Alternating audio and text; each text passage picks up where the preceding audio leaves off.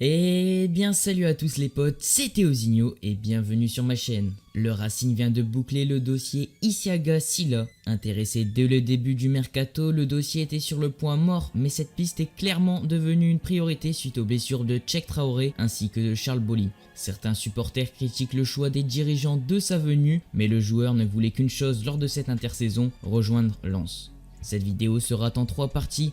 La première sera une présentation du joueur, ensuite on verra son impact sur le groupe et enfin on parlera du transfert, si c'est réellement un bon coup. On perd pas plus de temps et on passe à la présentation du joueur.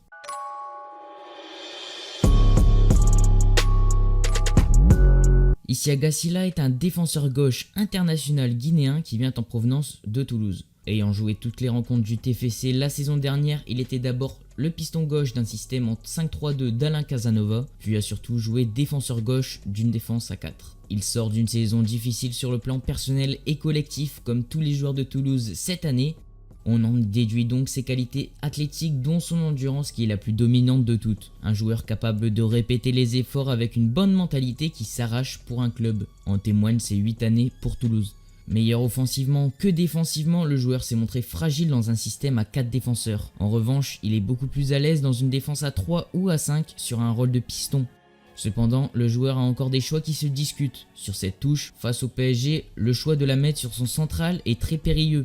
Tu joues face au Paris Saint-Germain, le but est de ne pas prendre de risques, une touche approximative pour le défenseur central, tu sais que ça va déclencher un fort pressing. En revanche ici, une situation chaude pour le PSG, gros centre de Di Maria qui atterrit sur Sylla. Très calme, il va poser le ballon et permettre une contre-attaque.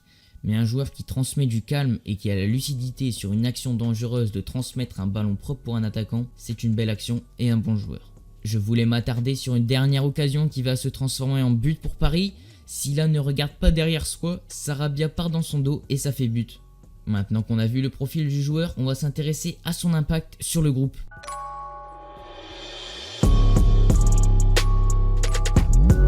Après les blessures de Cheick Traoré et de Charles Bolly, il fallait un piston gauche et maintenant c'est chose faite. Il rejoindra donc Aïdara à ce poste pour lui apporter de la concurrence mais aussi pour lui permettre de souffler. Partira-t-il devant le Malien?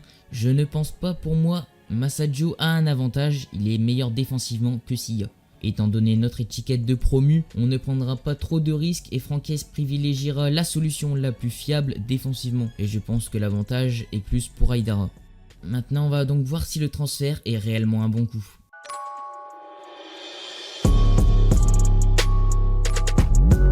Critiquer directement Sylla a un accueil mitigé de la part des supporters lensois. Certes le joueur ne dégage pas une assurance phénoménale, mais il est plutôt critiqué du fait qu'il jouait sous les couleurs toulousaines l'année passée. Pour moi tu le mets dans une équipe maintenue en Ligue 1, je suis sûr qu'il n'a pas un accueil aussi terne. Il faut rappeler qu'il comptabilise un total de 205 matchs de Ligue 1, sachant que l'on vire notre joueur le plus expérimenté dans l'effectif, Guillaume Gillet, c'est Isiaga qui compte le plus de matchs de Ligue 1 dans l'équipe actuellement. Donc niveau expérience, ça doit être le deuxième joueur si l'on compte Kakuta devant avec ses expériences de maintien et étrangères. Donc pour moi on réclamait un piston gauche pour dépanner, on l'a en prêt donc on dépense quasiment rien. Honnêtement sa venue est validée pour moi. Une transaction très maligne puisque ça ne fait pas de mal de le rappeler, mais c'est 0€ dépensé, hormis son salaire. Pour un poste sur lequel il fallait dépanner, au moins ça te laisse derrière une marge de manœuvre pour aller chercher un milieu défensif comme Seko Fofana.